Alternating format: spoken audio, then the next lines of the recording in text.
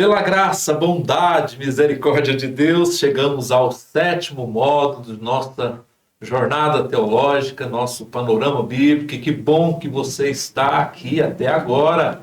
Olha, já foram 6 etapas cumpridas, 6 etapas já que eu tenho certeza que foi muito edificante para você, tem sido para mim. Eu tenho mais ou menos já uns 10 anos que eu ministro este panorama bíblico. E cada vez que eu ministro, seja presencial, seja no final de semana, seja num período de 3 meses, seja num período agora de 7 semanas, eu já ministrei em vários formatos, sempre eu sou renovado.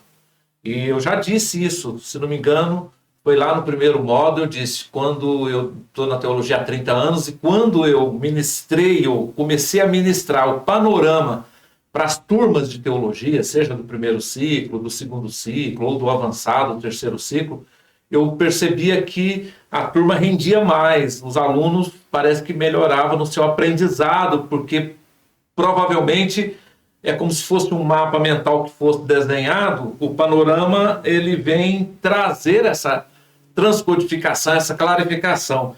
É como a gente vai montar um quebra-cabeça, que a gente tem peças saltadas, mas tem um espelho. Você olha para o espelho, seja ali de 1000 peças, de 500 peças, de 5000 peças, você vai olhando o espelho, a foto, e vai pegando as pecinhas e vai montando o quebra-cabeça.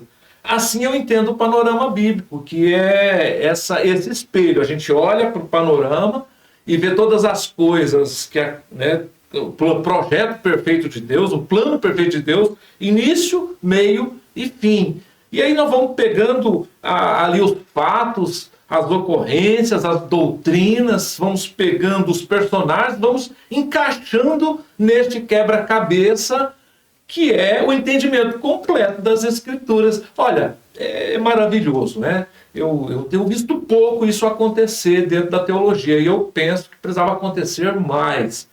Porque se a gente estuda primeiro a Bíblia de forma panorâmica, aí nós vamos chegar a um entendimento melhor. Tem muita gente aí que às vezes até me fez uma crítica, não vi você citar tantos versículos, não vi você abrir a Bíblia literalmente, né? Nenhuma vez, ela está aqui, mas não foi... Não é porque o propósito aqui, eu citei versículos do tempo todo. Todo o tempo eu citei centenas, talvez, de textos bíblicos, mas aqui a ideia do panorama bíblico é trazer isso para você de forma panorâmica, é como se a gente tivesse com um espelho. Eu estou elaborando o espelho, o mapa mental, que é o resumo de tudo aquilo que Deus tem para mim e para você. Isso é o resumo, vamos conhecer então isso de forma mais profunda, estudando a teologia. Eu tenho aqui falado para vocês, eu estou instalando grupos permanentes agora de uma forma nova, num novo formato, onde você pode fazer primeiro ciclo comigo, de qualquer lugar do Brasil, tá? No horário que for melhor para você, apesar que nós teremos aulas ao vivo também, em horário marcado, mas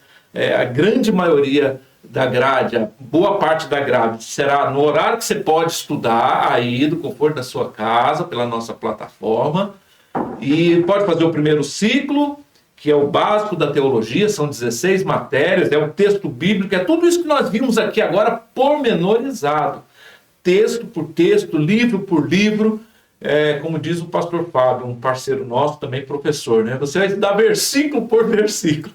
A verdade é um exagero da gente falar isso, porque não é tão simples assim estudar versículo por versículo, mas é mais ou menos essa lógica. De uma certa forma, vamos imergir dentro do curso de teologia, no primeiro ciclo, estudar do Gênesis ao Apocalipse, 66 livros, mais bibliologia, mais geografia bíblica, mais doutrinas fundamentais, isso tudo no primeiro ciclo, que o pessoal chama por aí de básico, que na verdade, na ETAD, que é nosso sistema de ensino, não tem nada de básico, a gente chama na verdade essencial da teologia, que é a teologia textual, o texto bíblico estudado de forma detalhada, né? Depois você pode fazer o segundo ciclo, ou simultaneamente, primeiro e segundo ciclo, são matérias um pouco mais teóricas, mais práticas, prática ministerial, práticas até mesmo da defesa da fé e assim por diante. E também o terceiro ciclo, que é um ciclo avançado, já considerado o bacharel livre, que nós entregamos para você. Você pode fazer isso tudo simultaneamente, se você tiver disposição para estudar. Em 2 anos você está concluindo o seu bacharel em teologia. Se você já tem primeiro ciclo, quer aproveitamento de matéria, eu vou aproveitar. É só falar comigo, a gente vai analisar o seu currículo. Você tem primeiro e segundo ciclo, quer fazer só o terceiro? Vamos analisar o que você já estudou e vamos te encaixar naquilo que você precisa estudar. Se não estudou nada, quer começar do começo, nós vamos também te entregar. Porque o panorama, como eu disse, é um panorama. Agora, estudar a Bíblia de forma detalhada, nós vamos para esse curso de teologia. Essa escola de teologia que você vai participar dela é uma escola que já está há 50 anos no Brasil, já formou aí 300 mil alunos, e nós temos essa parceria. A Trilha do Conhecimento é uma escola que trabalha no sistema de ensino ETAD há 30 anos, e nós vamos entregar isso tudo para você. Tem custo? Tem, porque nós temos que adquirir esse material aqui. Esse material, cada matéria é um livro desse. Então você vai pagar só o livro. Cada livro desse custa de uns R$100. Você vai pagar esse livro, na medida que for precisando, você vai comprando o livro, e é só esse o custo, não tem mensalidade, não tem nada disso, tá bom? E vai ter o acompanhamento do professor, que sou eu e mais alguém que vai estar comigo, tempo real, você vai poder fazer suas perguntas, vai ter um atendimento, inclusive, individualizado, e assim por diante. Bom, vamos para a nossa aula de hoje, né? Hoje o nosso 7º módulo, e nós vamos estudar também hoje a 7ª dispensação, tendo já visto as outras dispensações. Nós vamos falar sobre isso rapidinho aqui no início da nossa aula.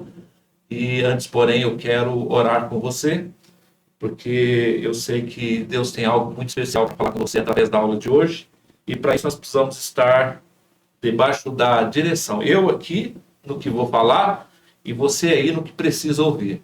Que os nossos ouvidos estejam abertos, nossos corações também abertos e preparados para entender a perfeita e boa e agradável vontade de Deus para as nossas vidas. Olha, Senhor, eu quero te agradecer por mais este privilégio.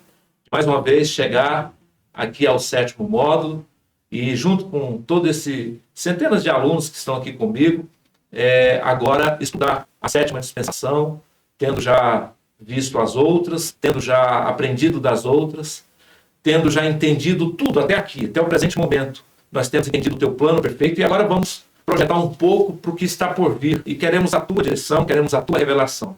É bem verdade, ó Deus, que em parte conhecemos e em parte profetizamos. Então nem tudo foi revelado para nós e nós entendemos e respeitamos isso. Porque no momento certo, como disse Paulo, tudo será revelado e nós cremos que nós viveremos isso de uma forma plena, porque nós estamos preparados esperando a sua volta e esperando o concretizar, o realizar de todas as coisas que ainda estão para serem realizadas.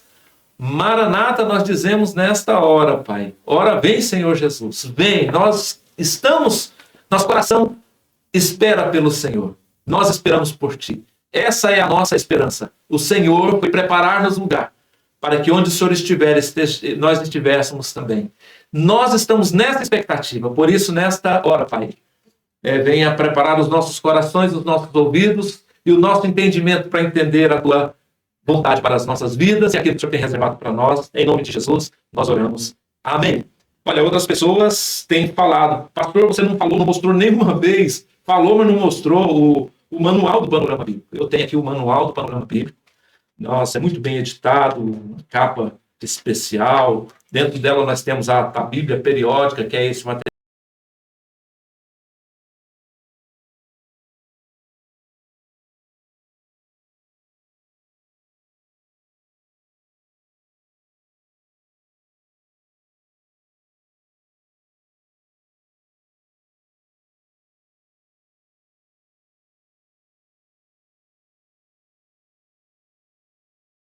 que nós estamos aí, disponibilizei para vocês também parte dele já em PDF. Tem aqui o certificado que vai te levar a estar na nossa plataforma, sabe? Adquirindo esse livro aqui, esse manual, você vai ter 1 ano de acesso à plataforma com o panorama bíblico lá, inclusive em PDF, e também aulas dele de forma, um outro formato, de forma compacta. E você vai ter ainda mais 160 aulas de teologia. Isso vai como um bônus para você. Adquire o material a R$ 99,00 já com custo de correio, tudo incluso. É o custo que nós temos, nós só repassamos. Nós não fazemos esse trabalho com fins lucrativos. Ele é simplesmente algo ministerial, nós cumprimos uma missão. Então, se você adquirir este material aqui, você vai ajudar o ministério que nós desenvolvemos. e ao mesmo tempo vai estar enriquecido. Porque tudo que nós falamos aqui foi de forma sintética, de forma compacta e panorâmica. Aqui não, aqui nós vamos citar textos, vamos citar genealogia, vamos citar fatos históricos.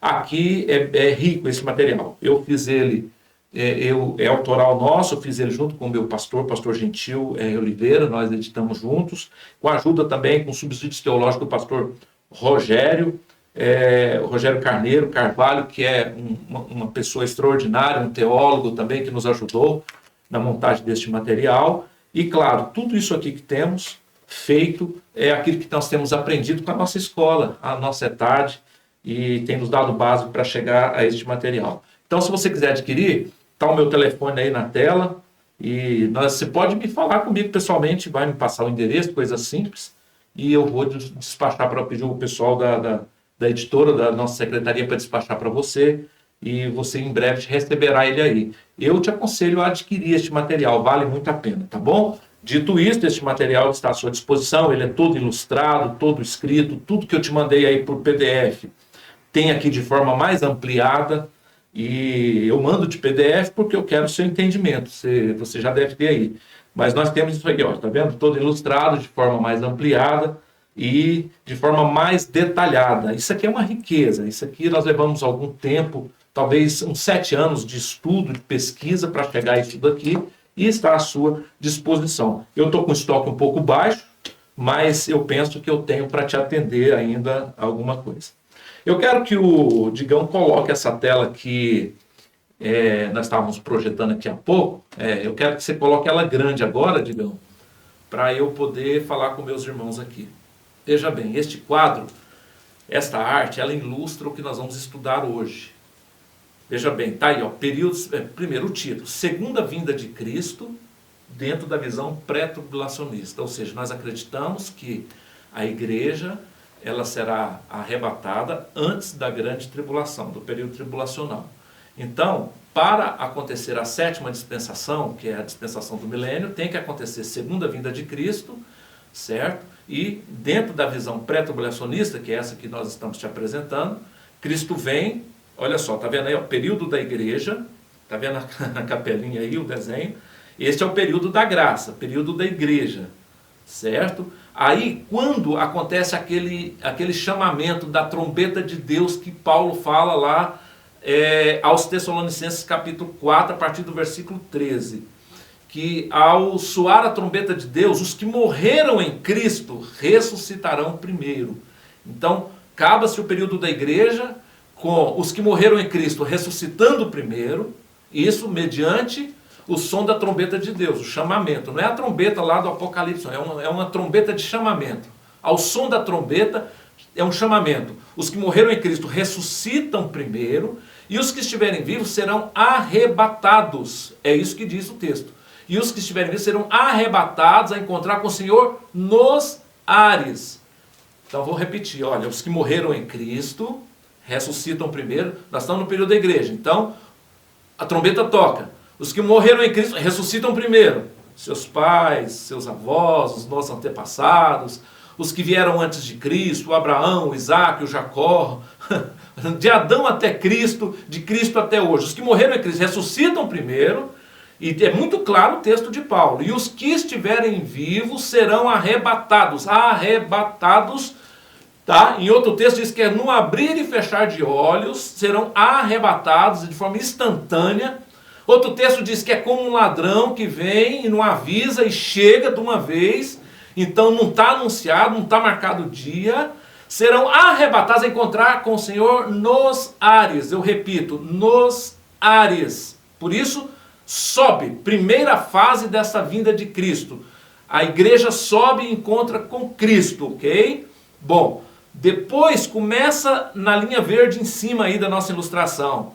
Tribunal de Cristo, bodas do Cordeiro, ok? Na linha verde. Na linha marrom embaixo, meio avermelhada, período de tribulação de 7 anos. Está vendo aí? O terceiro templo será reconstruído, vai ter a apresentação do anticristo. Olha aí, essa arte é riquíssima em detalhes dos textos bíblicos, tá? Essa parte de baixo aí, dividido em 3 anos e meio, mais 3 anos e meio. São 2 etapas de 3 anos e meio, nós vamos falar por que isso daqui a pouco. Tá? E termina na parte de baixo aí com a Batalha do Armagedon. Tá vendo a Batalha do Armagedon? Ok? Essa parte de baixo. Depois tem um montinho aí ilustrado, que é o Monte das Oliveiras. E a parte de cima agora, que teve bodas do Cordeiro, tribunal de Cristo, festa com o Senhor, tá nos ares. Tá vendo a figurinha lá ilustrada de Cristo com uma série de pessoas por trás, que é a igreja? Vai pisar no Monte das Oliveiras, no fim da Batalha do Armagedon. Olha aí, a Batalha do Armagedon está acontecendo. O que é a Batalha do Armagedon? É o mundo todo contra Israel. Israel vai estar encurralado, sem saída. Daí o mundo todo, todas as nações da terra praticamente, está contra Israel. Vem Cristo agora sim para salvar Israel que não tem saída. Pisa no Monte das Oliveiras, está vendo aí a ilustraçãozinha, junto já com a igreja que foi arrebatada e está com ele. E quando ele pisa no Monte das Oliveiras, ele então julga as nações que estão contra Israel. Ele prende Satanás, agora ele vai ter uma prisão provisória de 1000 anos, porque hoje ele está solto, mas ele vai ter uma prisão provisória de 1000 anos. E começa-se o milênio de Cristo. O que é o milênio de Cristo? É Cristo reinando no mesmo trono de Davi. Você lembra que nós falamos lá atrás que Davi está sem trono, o trono que era de Davi e que passou por vários reis bons e maus, ficou sem rei desde 586 a.C., acabou os reis de Israel e não teve rei mais. Eles esperavam que Cristo reinaria na primeira vinda e Cristo não reinou politicamente. Agora sim, Cristo entra, aí pisa e reina não só sobre Israel, mas a partir de Jerusalém ele reina sobre toda a terra, 1000 anos, com Satanás preso. Bom, depois desse período aí de 1000 anos, Satanás é solto por mais uns dias, conforme está em Apocalipse, para ser julgado. Julgado ele já está, né? Mas para ser agora, para receber a pena perpétua dele, que é a prisão perpétua dele, com aqueles que caíram lá no Éden, os anjos caídos e todos aqueles que se aderiram a ele durante a história e serão condenados eternamente ao que a Bíblia chama de lago de enxofre, de fogo, é uma coisa, tormento e coisa dessa natureza. E a igreja entra num novo processo e todos os salvos, chamado novos céus e nova terra. Voltando aqui para mim,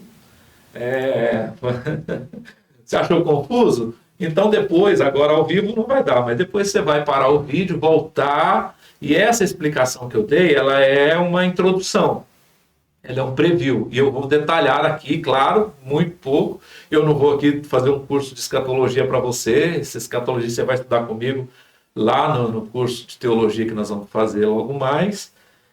Nós temos um livro chamado Daniel e Apocalipse que dá base para tudo isso, e estudar os profetas menores, os profetas maiores. Aliás, do Gênesis até Malaquias, nós temos tudo isso profetizado, indicando já o tempo da graça e indicando também os últimos acontecimentos depois da graça, que seria o milênio de Cristo. E nós vamos estudar tudo isso de forma intensa, de forma mais profunda em nosso curso teológico. Mas aqui eu estou te dando uma noção panorâmica dos fatos. E se você não entendeu, ou se você quer recapitular, você vai parar o vídeo não agora, mas você vai parar o vídeo depois, né? Se você está assistindo gravado, pode parar o vídeo, ir lá e ouvir novamente. Agora eu vou falar um pouco mais disso de forma um pouco mais detalhes, né? Para isso nós vamos fazer uma retrospectiva aqui rápida, né? Dos tempos de algo passado aqui. Vamos voltar lá em Daniel. Daniel, quando ele está 606, começa o cativeiro, 606 a.C., começa o cativeiro babilônico. Você lembra da história de Daniel? Daniel ainda era muito jovem, com 16 anos aproximadamente. Ele foi um dos primeiros que foram levados para a Babilônia. Sai de Israel. Você lembra que agora eles estão lá em Judá, só tem as 2 tribos do sul, as do norte já foram todas extintas, conforme nós vimos nas aulas passadas. O povo de Israel, a nação de Israel, está resumida a Judá, as 2 tribos do sul, Judá e Benjamim, que ali era a Judéia, a nação de Judá. Então, a Babilônia, agora que é o grande império, vem ali, leva Daniel, seus amigos, e leva a elite ali do governo, do palácio de Israel, leva para a Babilônia os intelectuais, os pensantes, os cientistas daquela época, inclusive Daniel é enquadrado como um desses, porque ele tinha um discernimento até sobre coisas sobre o universo. Ele tinha um entendimento muito grande não só sobre Deus, ele tinha conhecimento sobre Deus, mas ele tinha um conhecimento científico de astros, né?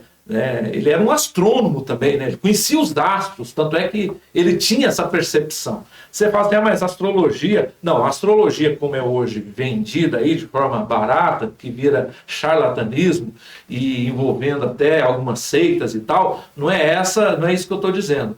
É conhecer sobre o universo. Tanto é que quando Cristo nasce, 600 anos depois deste fato de Daniel, quem é que leva os pastores até Jesus, aqueles que estavam lá no campo, chamado também na tradição católica de magos? Quem é que leva? É uma estrela. Uma estrela por quê? Porque a estrela, eles sabiam ler as estrelas, eles conheciam da astrologia com ciência. E ali foi dado, olha, uma estrela diferente, nasceu lá em Belém, então eles foram até lá. Bom, fechando um parênteses, Daniel, ele tinha um conhecimento da ciência, ele é levado. E lá ele fica sobre esse primeiro Nabucodonosor, que é o primeiro reinado, o primeiro mandato de Nabucodonosor naquele império. Depois aquele Nabucodonosor é substituído, ele passa para o outro, ele passa por pelo menos 3 mandatos de Nabucodonosor. Ele não é demitido, ele é como se fosse um funcionário público que não é efetivo, que não é concursado, que está ali com contrato provisório, como é que chama isso? Comissionado, mas ele troca o governo e ele fica. Então trocou-se o primeiro governo do Nabucodonosor, o primeiro reinado da Babilônia, ele fica para o próximo porque ele era muito eficiente, ele fica para o outro. E depois, quando o Império Babilônico chega ao fim, no meio deste processo, porque eles ficam ali 70 anos, né? Eles ficam presos ali 70 anos. Mas no meio desses 70 anos, não é mais a Babilônia que agora é o Império. O Império agora é o Império de Medos e Persas. Daniel é demitido? Não, Daniel continua. Claro, ele já está velho, ele já está lá com aproximadamente seus 70 anos, porque se ele foi para lá, ele tinha 16. O cativeiro durou 70 anos. Quando ele sai dali, eles tinham já... O Daniel estava com 86 a 90 anos, aproximadamente, né? Então, o que acontece? Ele já está velho quando entra em cena o rei Dario e o rei Ciro. Um pelo Medos e outro pelos persas. Então, agora o império não é mais babilônico, o império é o Medo-Persa. E neste processo de império Medo-Persa dos Medos e Persas, agora acontece a liberação deste povo do cativeiro. Terminou os 70 anos, até porque Daniel ora. Aí sim, Daniel vai orar e ele fala, Senhor, olha, pelas contagens, pelo que foi profetizado, era para a gente ficar 70 anos. Acabou. Aí Deus manda um anjo guerreiro. Esse anjo tem uma oposição muito grande no mundo espiritual. Isso tudo narrado ali de forma muito detalhada. Você precisa ler o livro de Daniel, agora vai ficar mais claro para você. E ele então, mas o anjo vem e traz a vitória. Que vitória é essa? O rei Ciro assinando um decreto. Uma curiosidade. Este rei Ciro, que agora não é mais rei da Babilônia, já tinha passado, o império agora o império era Medos e Persas. Presta atenção. Este rei Ciro foi citado pelo profeta Isaías há 200 anos atrás desse episódio, quase. Quando ele pega as escrituras e fala, o meu nome está aqui. A escritura chama ele até de um bom pastor. Ele era um ímpio, ele não tinha nada a ver com judeu, ele não era nada, mas Deus usou ele, chamando ele até de bom pastor, ou de um homem bom, porque ele olhou, o meu nome está aí, não, cadê o papel para eu assinar? Tem que liberar esse povo imediatamente, porque esse povo, essa fé deles, esse Deus dele, era muito respeitado, não só pelo Ciro, pelo Dario, mas era respeitado por toda a terra. Tanto é que o Deus dos judeus, o Deus de Israel, não era só o judeu já que servia, não, tinha muitos outros homens inteligentes da terra, que olhava para a religião, vamos chamar assim, ou para o Deus de Abraão e falavam, não, este é o Deus verdadeiro.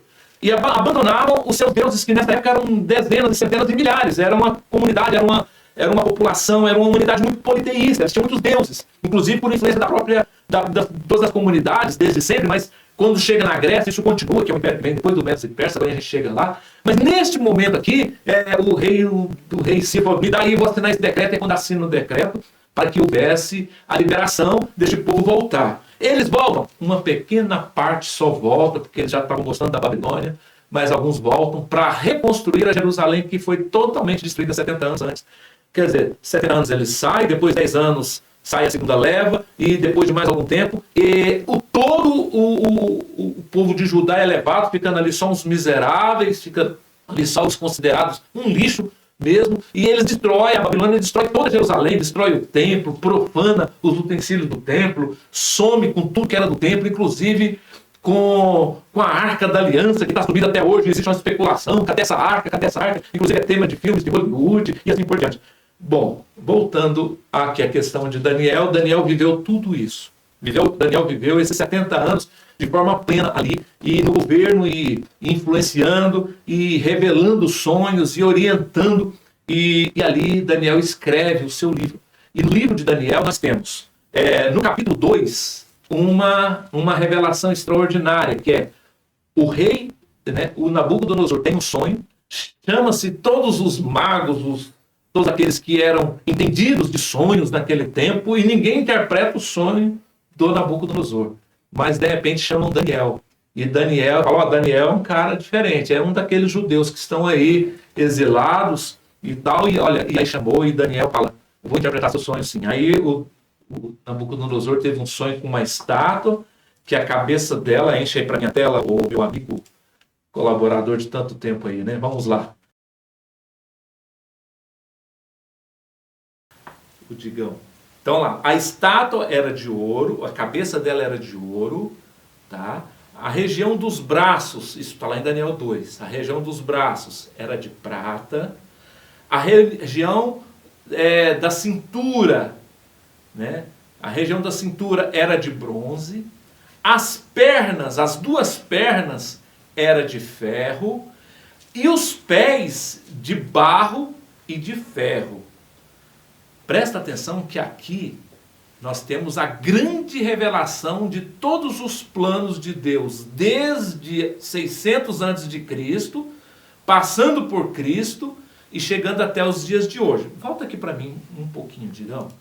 Eu tirei da tela aqui propositalmente para você parar e prestar atenção. Coloca eu sozinho na tela aqui, Digão, que eu quero agora chamar a atenção de você. Presta atenção. Deus nunca foi pego de surpresa. Deus tem tudo planejado. O que Deus faz? Olha para Daniel, acha graça em Daniel, no preparo de Daniel, sim, aquele que tinha passado por tantas provações, chegou lá, não quis participar das iguarias, do banquete. É aquele mesmo. É aquele que os seus amigos foram jogados na fornalha. Daniel não estava lá, mas os 3 amigos de Daniel, Sadraque, Mesaque e Abednego, que foi inclusive o nome que eles receberam lá na Babilônia, que o nome deles original não são esses, né? Bom, mas vamos lá. Aqueles 3 que vão para a fornalha, de repente eles estão lá na fornalha porque não adoraram o Nabucodonosor, e de repente aparece um 4º homem na fornalha e ninguém se queima, e de repente eles são tirados, e aqueles que jogaram eles lá dentro são só o fato de terem jogado, saem queimados, depois eles são atirados, eles são todos destruídos, e eles não são destruídos. É esse mesmo Daniel. Daniel não estava lá, provavelmente ele estava em outro ofício, mas os amigos dele estavam lá. Esse Daniel que tinha intimidade com Deus, Deus fala assim, Daniel, agora eu vou, de tudo que eu tenho feito já, nós estamos o quê? 600, né? Vamos arredondar. Estava faltando 6 séculos só para a chegada de Cristo. Já tinha passado aqui, de tudo que nós temos estudado de história, desde Adão até aqui, 24, nós já tínhamos aqui 26 séculos, não, mais, né? Porque nós estávamos aqui aproximando já de Cristo. Nós tínhamos aqui 34 séculos, 3.400 anos de história, estava faltando 6 séculos para a vinda de Jesus. Já tinha passado 3.400 anos da queda de Adão até aqui de história bíblica. Eu estou falando aqui de datas, é tudo muito aproximado, mas vamos lá, panorama, né? Já tinha passado 36 séculos, faltava 6 para a chegada de Cristo. Deus fala assim, Daniel, vem cá agora, de tudo que eu já disse, de tudo que eu já falei, né? De tudo que eu falei na lei, de tudo que eu estou preparando, agora está chegando a hora, está chegando a plenitude dos tempos, está chegando a hora de vir o Messias, o Salvador. Eu vou encarnar, é mais ou menos assim, né? Eu vou descer à terra, vou me tornar homem, é mais ou menos assim. E está chegando a hora de eu resolver esse problema de sacrifício, não vai precisar mais de sacrifício de animais, não vai precisar mais de lei para ser salvo. Princípios, sim, não se esqueça da aula passada. Princípios de Deus são intocáveis. Mas a lei vai vir um que vai vencer a lei, que é Jesus, o Salvador, é o próprio Deus. Bom, é mais ou menos isso. Está chegando a hora, falta 6 séculos. Deixa eu te revelar agora todas as coisas e eu vou dar um sonho a esse incircunciso e você vai interpretar. Agora, Digão, você coloca a tela cheia de novo na... Isso. Vamos lá. O rei Nabucodonosor, ele sonha com a estátua, que é a cabeça de ouro, e Deus fala para Daniel, Daniel, cabeça de ouro é o Império Babilônico que está aí, que durou de 626 a 539 a.C. Aí está o mapinha onde é que o Império Babilônico alcançou no mundo antigo daquela época. E se você pegar o panorama bíblico, o nosso manual, você vai ter isso aí tudo ilustrado, tá bom? E com mais detalhes. Os peitos de prata com os seus braços, 2 braços, 2 impérios, é o Império Medo e Persa juntos. Vai juntar os medos e persas, 2 braços de prata.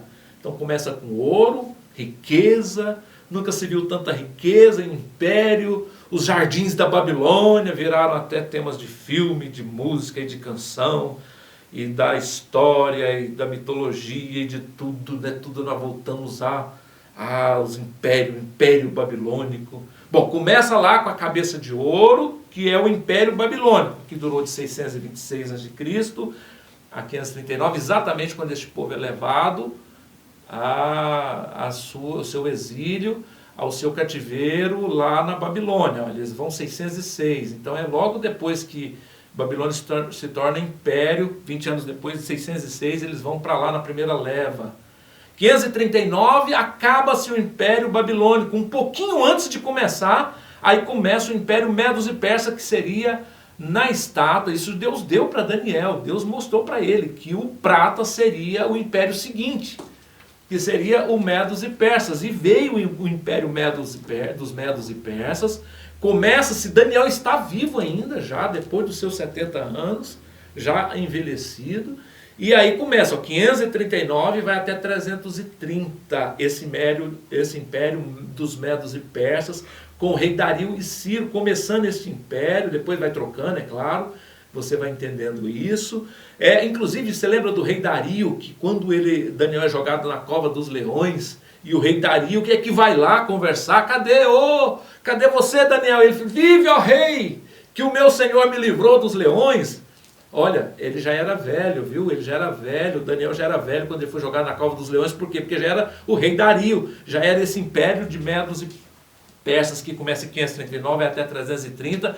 Quando chega agora o tempo do bronze, que é a cintura aí da estátua, Deus revela para Daniel, está lá em Daniel 2, e Deus mostra, olha, é um outro império agora, esse império foi, e Daniel já não estava aí mais para ver, mas foi o Império Grego, que começa com Alexandre o grande conquistador, que todos nós estudamos exaustivamente no ensino médio, estudamos isso no ensino fundamental, nem tanto, mas no ensino médio, estudamos nas universidades, sempre que nós fomos estudar todo tipo de conquistas, filosofia e todas as matérias da história, nós vamos estudar o Alexandre, esse grande conquistador, que vem com o Império Grego 330, ele morre muito cedo, ele ainda era muito jovem, com 28 anos ele morre, mas ele deixa 4 generais no lugar dele. É isso aí, Império Grego que vai até a chegada do ferro. Império Romano. Olha a curiosidade, são 2 pernas. Chegou um momento que o Império Romano teve o Império Romano Ocidental e teve o Império Romano lá, se lembra que foi dividido em dois impérios. Constantinopla e também o Império sediado em Roma. Exatamente 2 pernas. De quê? De ferro. Você veja que o metal aí vai desvalorizando, né? Começa com ouro, passa para prata, vai para o bronze. Agora é o Império Romano que começa 146 a.C. E quando Cristo chega, este império é o Império do Tempo. Foram os romanos que estavam ali administrando o mundo daquela época. Olha aí, tem um mapinha do lado, e era o Império Romano que este Império Romano ficou até 395 depois de Cristo, né? Até porque houve a separação ali dos dois impérios, dois lados do Império Romano, a gente conhece isso bem pela história. Só que tem uma coisa, este Império Romano, ele continua, de uma certa forma, exercendo poder até hoje. Até hoje nós temos uma influência. Não tem nenhum país do mundo que tem tanta influência mais no mundo do que o próprio Vaticano.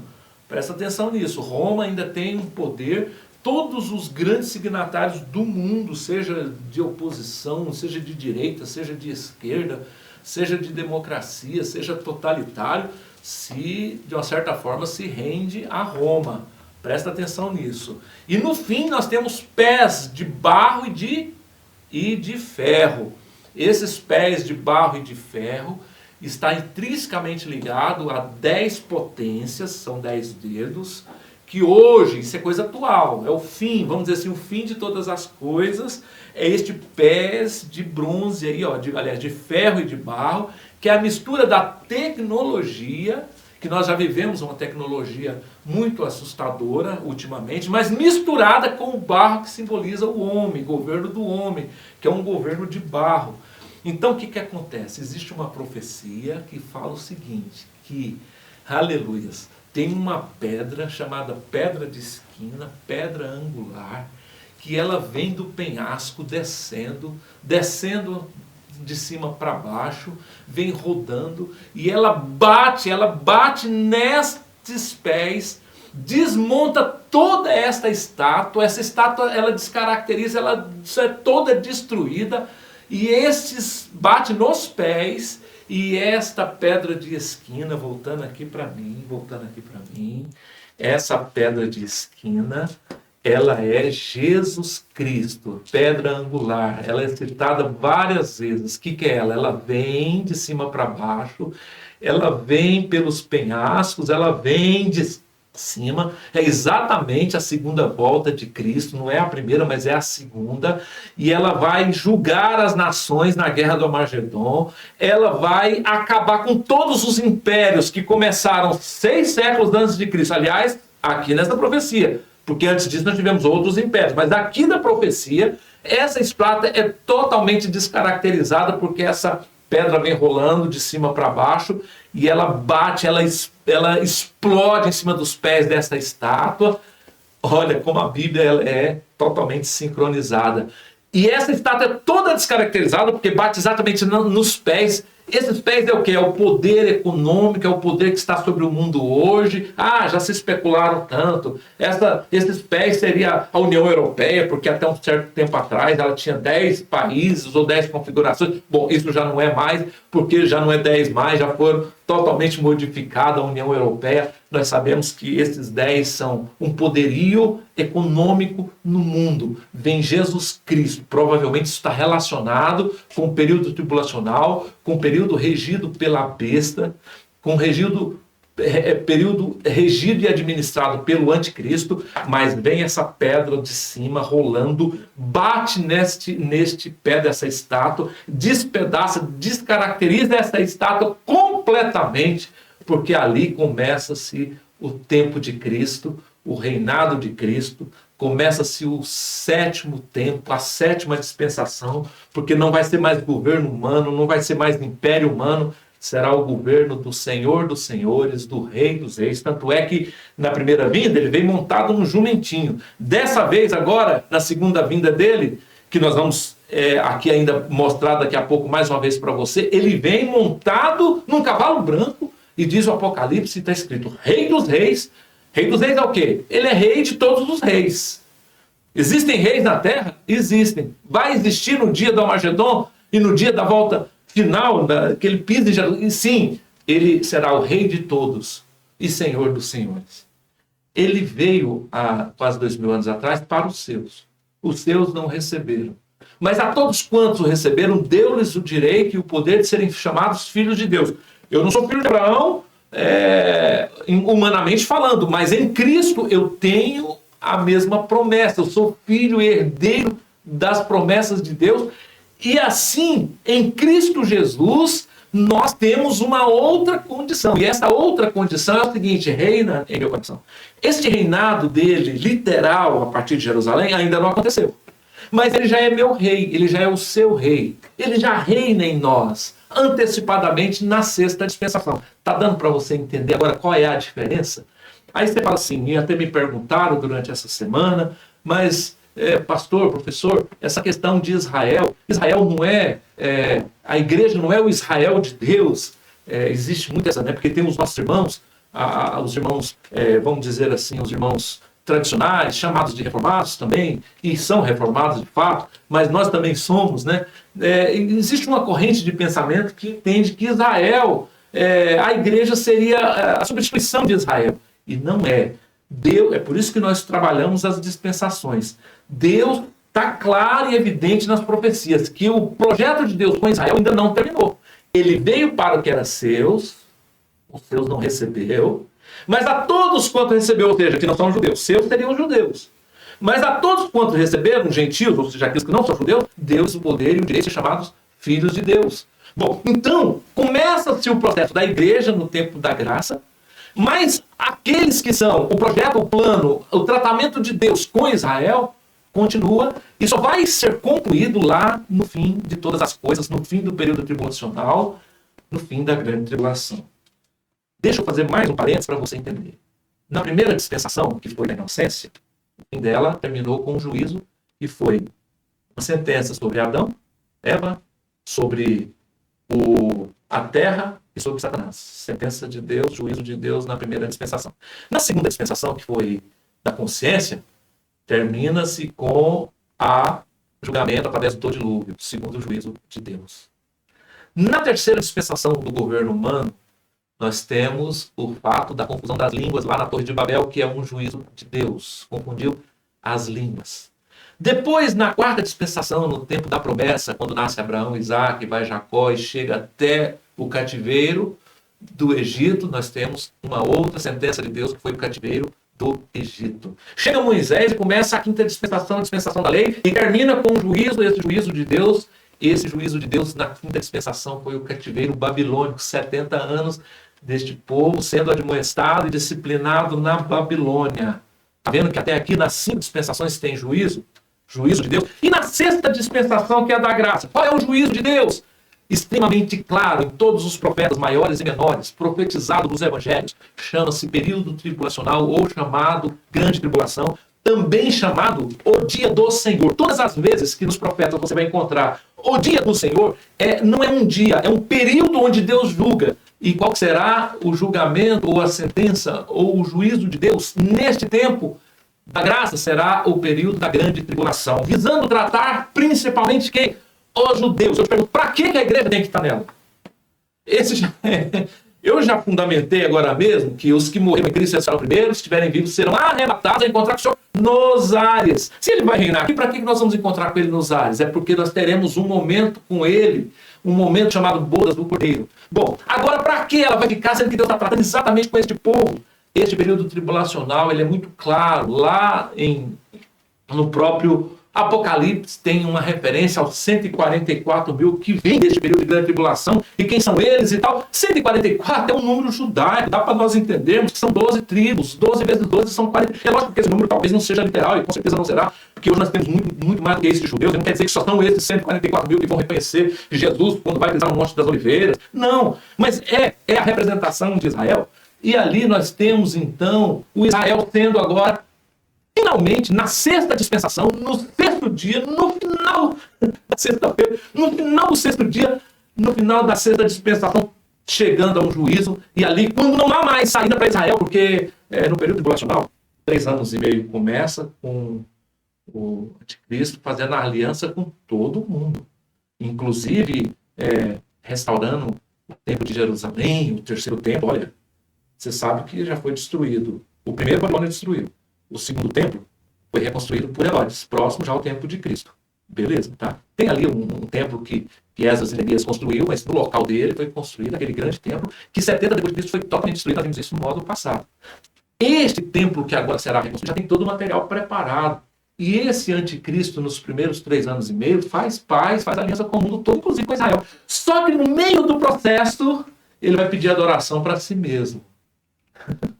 Aí, Israel, meus irmãos, eles têm todo tipo de problema. O judeu ele pode ter o problema que for, mas uma coisa que foi erradicado lá no cativeiro babilônico o último cativeiro, a sentença da quinta dispensação da lei, eles nunca mais foram idólatras. Você não vai encontrar um judeu no mundo que seja idólatra. Eles não adoram outros deuses. Não tem quem faça um judeu adorar outro deus. Judeu, hoje, depois do cativeiro babilônico, ele está sarado, ele não adora. Tanto é que eles mataram Jesus a pretexto de que Jesus era um herege, não era o rei dos judeus. Paulo, naquela eloquência contra a igreja, contra o cristianismo, é por quê? Porque ele queria preservar. Não, esse Cristo aí que morreu, que veio montado no jumentinho, esse que morreu. Não, ele não pode ser rei dos judeus. E ele não pode ser Deus. A não ser quando Paulo encontra Jesus, Saulo, no caminho de Damasco, e conhece a Jesus. Aí mudou de figura, passou-se do lado contrário, inclusive a defender e nos ensinar o que nós sabemos hoje sobre Cristo, sobre a graça. Mas veja bem, este momento que está todo o mundo em aliança com o anticristo, Israel resolve não mais ter aliança com o anticristo. Aí pronto. As nações da terra toda viram-se contra Israel, comandada por esse anticristo. Nós temos guerra de Gog e Magog no meio deste processo, não é uma matéria para hoje, não dá para a gente. Tem gente que fala assim, Gog e Magog já está acontecendo. Não, Gog e Magog é dentro do período tribulacional. Tá? E depois nós vamos trazer esse estudo mais clarificado para você, mas acontece uma guerra antes, mas vai chegar uma guerra final chamada Guerra do Armagedon, que hoje é motivo para muitos filmes, é tanta coisa. Armagedon, a gente lembra logo, juízo final, terminou, quer dizer que não, apesar que não é juízo final ainda, é um juízo final do período tribulacional, e ali, naquele momento, o mundo todo contra Israel, é quando já aconteceu o casamento da igreja com Cristo, que é o noivo. A igreja hoje é considerada a noiva de Cristo. Lá no Antigo Testamento, o povo de Israel era a esposa, chamada de esposa infiel.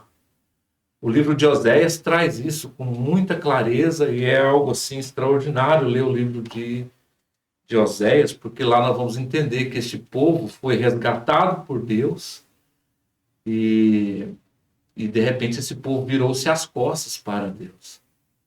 Eles traíram a confiança de Deus. E profeta Oséias traz isso de forma clara. Não dá tempo de eu te mostrar aqui o detalhe, mas o livro de Oséias mostra que Israel é considerada a esposa infiel lá no Antigo Testamento. No Novo Testamento, a igreja é chamada de virgem. A noiva virgem, a noiva fiel, a noiva que espera, a noiva virgem. Então, no Antigo Testamento, esposa infiel. No Novo Testamento, na Nova Aliança, no tempo da graça, no tempo da lei, esposa infiel. Na dispensação da graça, ela é considerada a virgem, a noiva.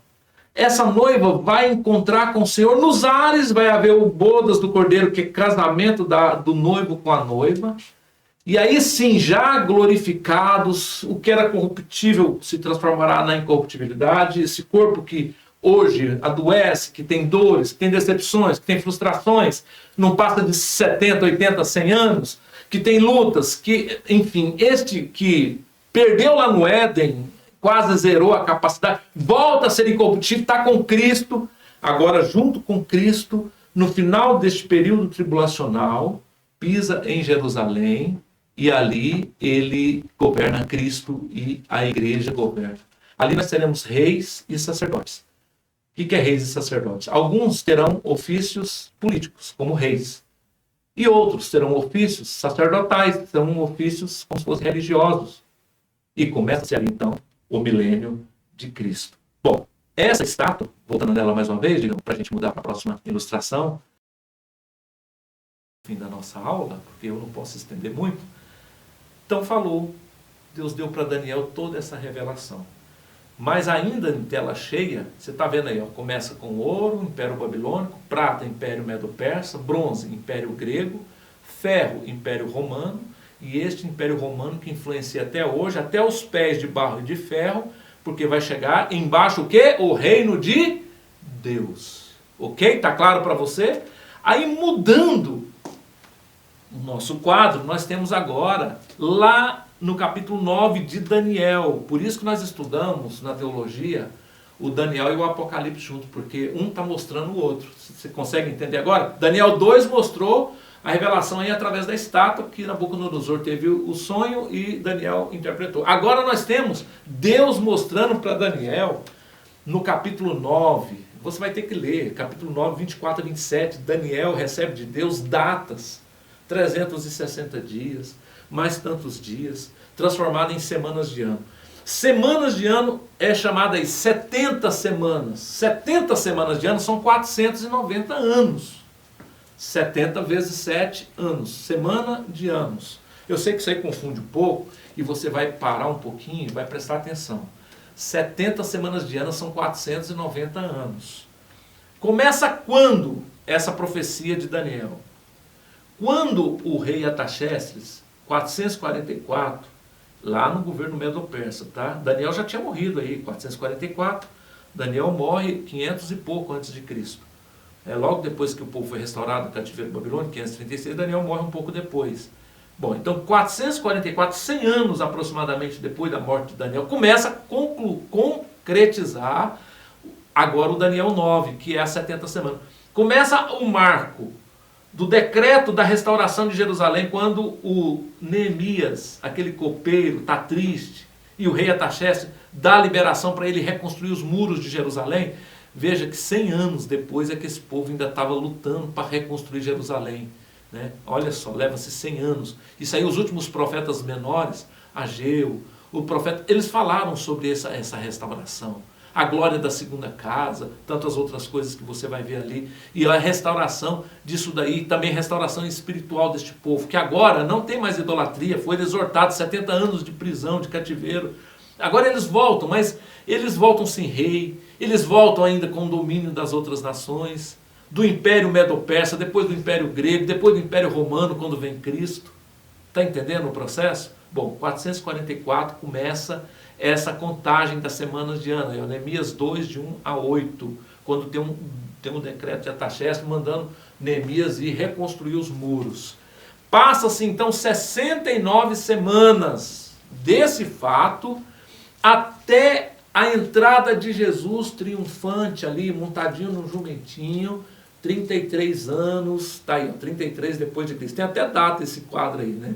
Essas datas aí, elas são, de uma certa forma, pela tradição e pela a história judaica, os dias e anos são esses daí, porque diz lá na profecia, dias e ano, mostra o dia e o mês. Tá? Mas não vamos atrelar nas datas, tá? Isso daí é um estudo que pode ter erro, né? Mas vamos lá, pelo menos o que está narrado no texto bíblico diz aí, ó, tá dizendo exatamente, traduzindo para o calendário judaico, é isso aí.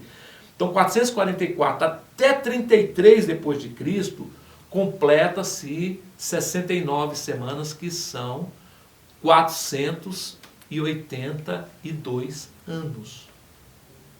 Total de 70 semanas são 490 anos. Eu sei que isso é difícil, mas vamos fazer a conta. 70 semanas de ano, 490.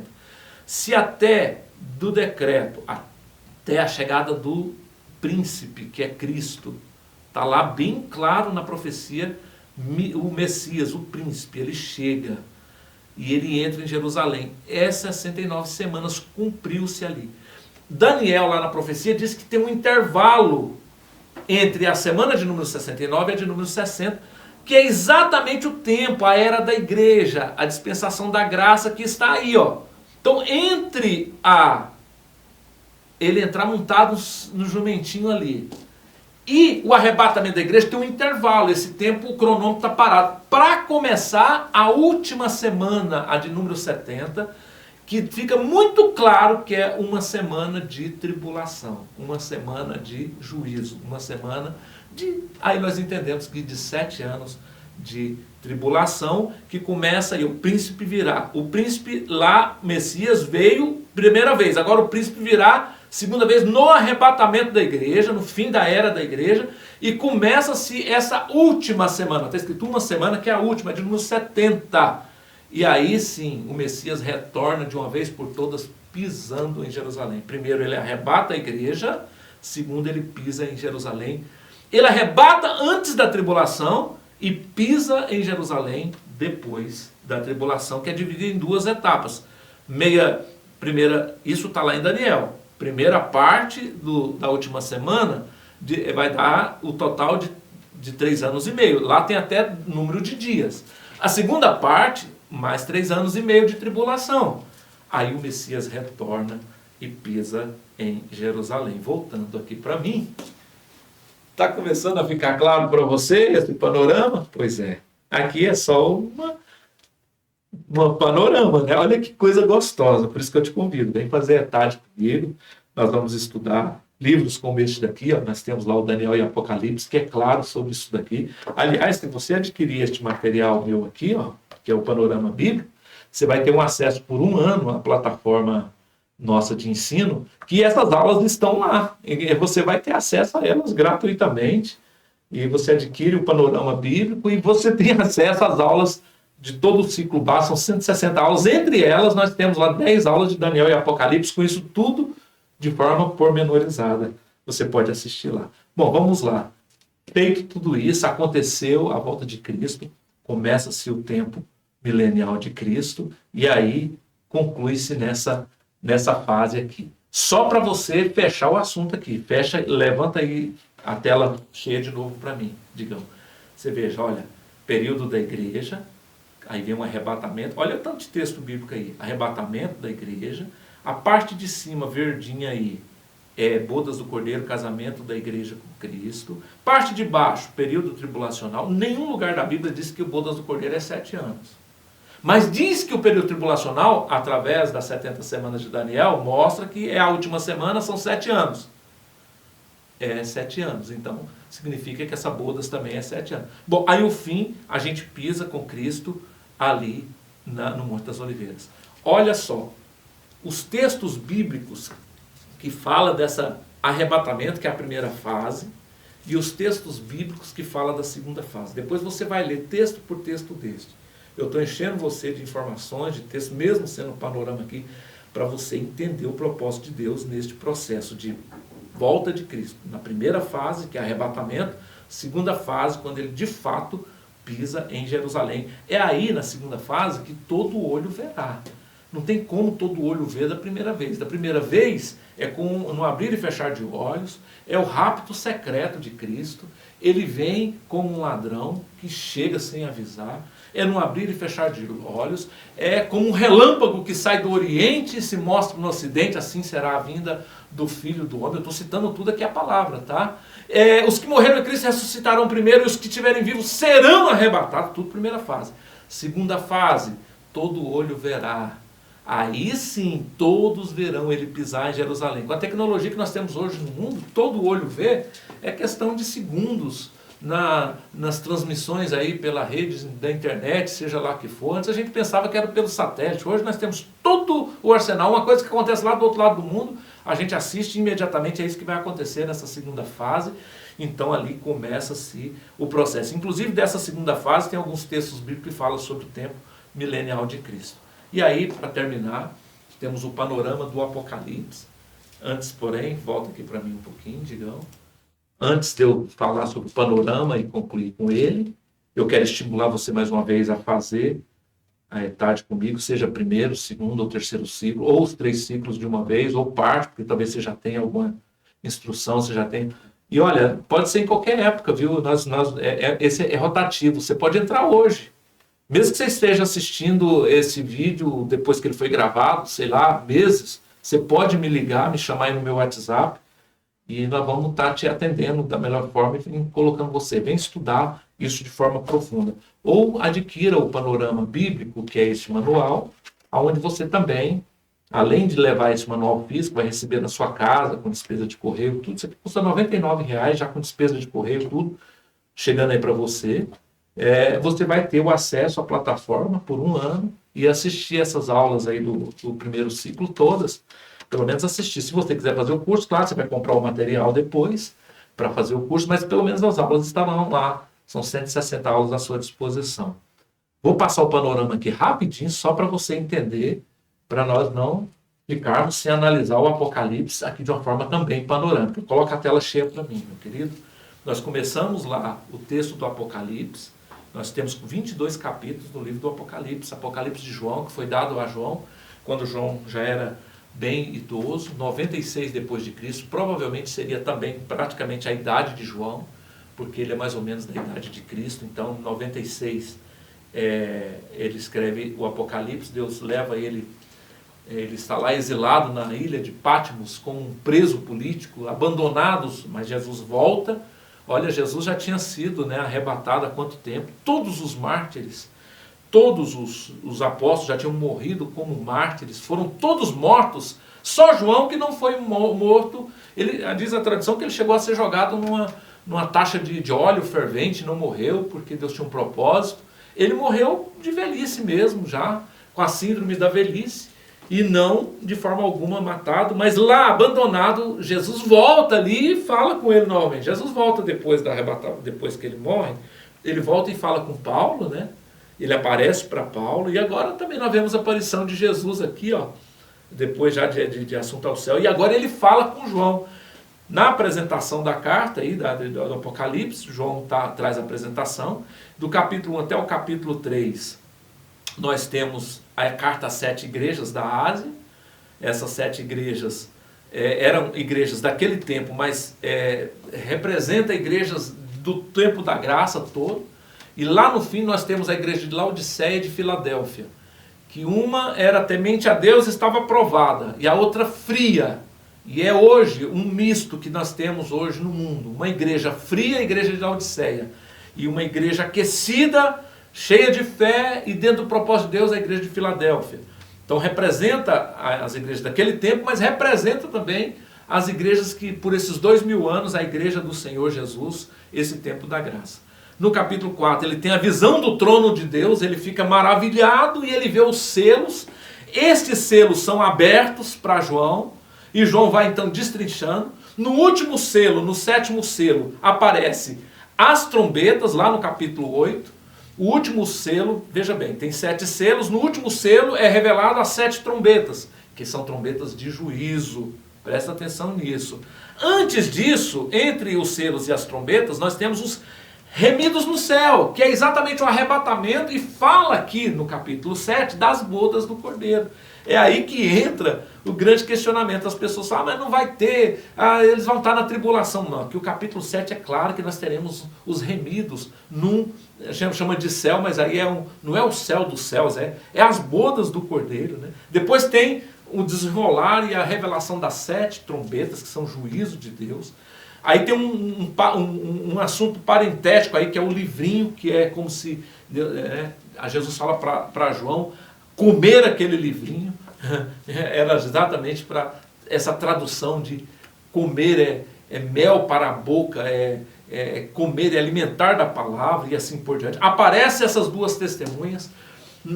Olha gente, tem tanta gente que especula quem são essas duas testemunhas, e fala que é esse, e fala que é aquele. Olha, não está revelado, e o que não está revelado, não especule você. Não sei quem serão essas duas testemunhas, ou esses dois evangelistas no meio da tribulação que vai aparecer. Não quero especular aquilo que não foi revelado. Aí vem a figura da mulher e o dragão. Essa figura da mulher, muita gente fala que essa mulher é a igreja. Não é. A igreja, ela não é esse tipo de mulher. A igreja é uma mulher, mas ela não é enquadrada dentro desse conceito. Ela é a noiva, ela é uma virgem de Cristo. Não pode ser aí a igreja no meio da tribulação. Essa mulher é Israel considerada. E vem também aí a figura do dragão. Depois as duas bestas, uma que vem do mar, outra que vem da terra. É um poder econômico e o outro um poder religioso, os dois poderes na mesma pessoa, que vem aí no capítulo 13. Depois nós temos a colheita e temos as 7 taças. Na abertura da última trombeta, no toque da última trombeta, aparecem-se as 7 taças. E esses assuntos do meio, capítulo 10, 11, 12 e 13, são assuntos parentéticos. Aí vem as 7 taças, que são as últimas iras. Aí fala de mortes, fala de guerras, fala de tantas coisas, de juízo, é juízo de Deus. Aí vem a queda da grande Babilônia, no capítulo 17 e 18. E lembra da estátua lá de Daniel, que eu falei que vem a pedra de esquina e destrói todos os reinados. E olha só como é completo. Aí vem mais uma vez aqui Aqui vem com clareza a bodas do Cordeiro no capítulo 19. Ali no capítulo 7, remidos do céu. No capítulo 19 fica muito claro que é uma retomada do assunto de bodas do Cordeiro. Bom, aí no capítulo 20 nós temos o milênio sendo relatado, sendo que ele já tinha sido profetizado lá nos profetas menores e nos profetas maiores. Fala sobre o juízo final. Fala-se sobre o juízo final aqui. O que é esse juízo final? É onde Satanás está preso. No final do milênio. O milênio ele fica preso. Depois ele é solto. Neste tempo que ele é solto, tem o grande juízo do trono branco. Finalzinho da 7ª dispensação, finalzinho do 7º tempo, o milênio de Cristo. Ele é solto por uns dias. Aí tem outra Gog e Magog ali, que é uma guerra de dias, muito rápido, exatamente para que haja uma condenação final. É como se trouxesse ele novamente para agora receber a pena final dele e dos seus adeptos. E aí, no capítulo 21, fala de novos céus e nova terra, que é exatamente a eternidade com Cristo e a conclusão do Apocalipse. O juízo final está intrinsecamente ligado. No final de baixo aí, na linha de baixo, nós temos sermão profético, sinais do fim, princípio de dores, grande tribulação bem grande, bem explícita, volta de Jesus definitivamente no final da grande tribulação e o juízo final depois do milênio. Voltando aqui para mim. Valeu a pena chegar até aqui? Eu queria te dar mais detalhes, mas aqui não podemos estender nossa aula. E nós vamos estudar isso depois. Você vai se matricular aí e vai fazer o curso de teologia comigo e vai ser uma grande bênção. Aqui é uma jornada teológica, nós fizemos aí nesses 49 dias para quem esteve ao vivo, e quem está assistindo por demanda, não tem problema, pode ser outros. Mas amanhã é o melhor. Durante essa semana você vai estudar ainda, e no final desses 49 dias você vai chegar no 50º dia, que é o dia da colheita. Entre a Páscoa, que foi a semana que Jesus morreu, e o dia de Pentecostes são 50 dias. Intervalo de uma festa a outra lá na cultura judaica. Da morte de Cristo até o dia de Pentecostes são 50 dias. É exatamente o que nós propomos nesse formato aqui. E você esteve comigo ao vivo. Você que não esteve, tudo bem, mas você também vai comemorar a colheita em nome de Jesus. Vai comemorar a colheita de Cristo na sua vida, porque nós até caímos. Até trazemos conosco o pecado original de Adão. Mas nós já temos uma promessa que para nós tem a redenção e que para nós tem um futuro garantido. Você não precisa preocupar com a morte, porque a morte é simplesmente passar da vida, aliás, da morte para a verdadeira vida. Porque te aguarda um dia, os que morreram em Cristo ressuscitarão primeiro. E aqueles que já foram antes de nós vamos encontrar com eles. E nós teremos essa viva e real esperança, que tenhamos essa viva e real esperança em nossos corações. E eu termino a aula de hoje orando com você e declarando sobre você, essa esperança não pode morrer. E eu espero você aí no meu WhatsApp, para nós conversarmos. Espero você no nosso grupo. Não saia do grupo, eu vou continuar trabalhando neste grupo aí, que tem centenas de alunos. Vamos continuar andando e vamos continuar caminhando. Se você for aluno da nossa escola teológica, maravilha. Se não for, continua também, porque muitas novidades nós traremos. Senhor, eu quero te agradecer por chegar até aqui, por esta grande vitória que o Senhor nos dá de concluir esse estudo panorâmico da Tua Palavra.